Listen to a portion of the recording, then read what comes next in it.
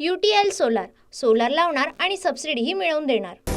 Times now नवभारत मॅट्रिक्सच्या opinion पोलनुसार Mahayuti आणि महाविकास आघाडीमध्ये काटेकी टक्कर. महायुतीला 137 ते 152 जागा तर महाविकास आघाडीला 129 ते 144 जागा मिळण्याचा अंदाज. ओपिनियन पोलनुसार भाजपच नंबर 1 पक्ष, पण जागा घटणार.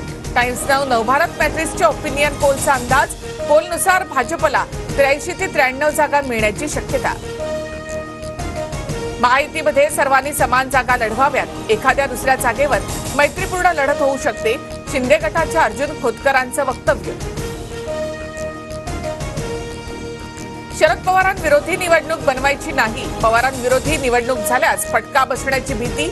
अजित पवार गटातील आमदारांचं मत. सूत्रांची माहिती. शरद पवारांचा महाराष्ट्रामध्ये सर्वत्र दरारा. चुकीला माफी मिळते, मात्र महाराष्ट्रात गद्दारीला माफी नसते. खासदार अमोल कोल्हेंचा अजित पवार गटातील आमदारांवर निशाणा. भाजपचे माजी खासदार संजय काका पाटलांनी घेतली शरद पवारांची भेट. पुण्यातील मोदी बागेत संजय काका पाटील शरद पवारांची भेट. एकनाथ शिंदेपेक्षा जास्त बेईमानी अजित पवारांनी केली. अनुभवाच्या आधारावर देखील दादाच वरिष्ठ, त्यामुळे अजितदादांना मुख्यमंत्री पदावर बसण्याचा हक्क. राऊतांची खोचक टीका. भारतात समानता येईल तेव्हा आरक्षण रद्द करण्याचा विचार करू. राहुल गांधी यांचं अमेरिकेतील विद्यापीठामध्ये मोठं वक्तव्य. देशाचे तुकडे करणाऱ्या शक्तींसोबत उभे राहणं ही राहुल गांधी आणि काँग्रेसची सवय. केंद्रीय गृहमंत्री अमित शहांचा पलटवार.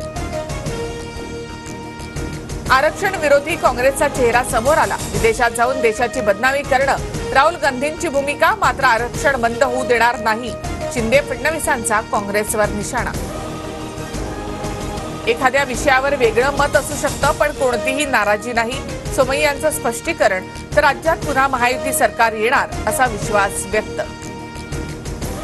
सोमय्यांनी ज्या लोकांच्या विरोधात आवाज उठवला ते आज खुर्चीवर बसले. मात्र पक्षासाठी लोकांशी विरोध पत्करणाऱ्यांना भाजप विचारत नाही. अंबादास दानवेंची टीका. सोयाबीनला दरवाढीसह भक्ती महामार्गाला स्थगिती देण्याचा अजित पवारांचा शब्द. मात्र शेतकऱ्यांच्या कर्जमुक्तीबाबत सरकार नकारात्मक.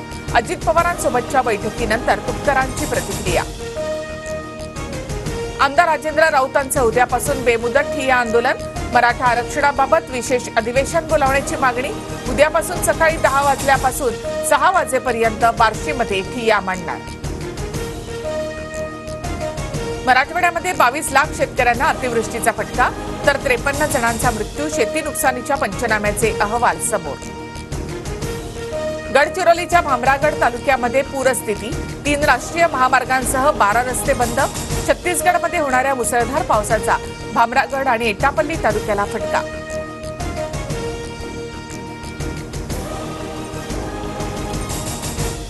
UTL सोलार, सोलार लावणार आणि सबसिडीही मिळवून देणार.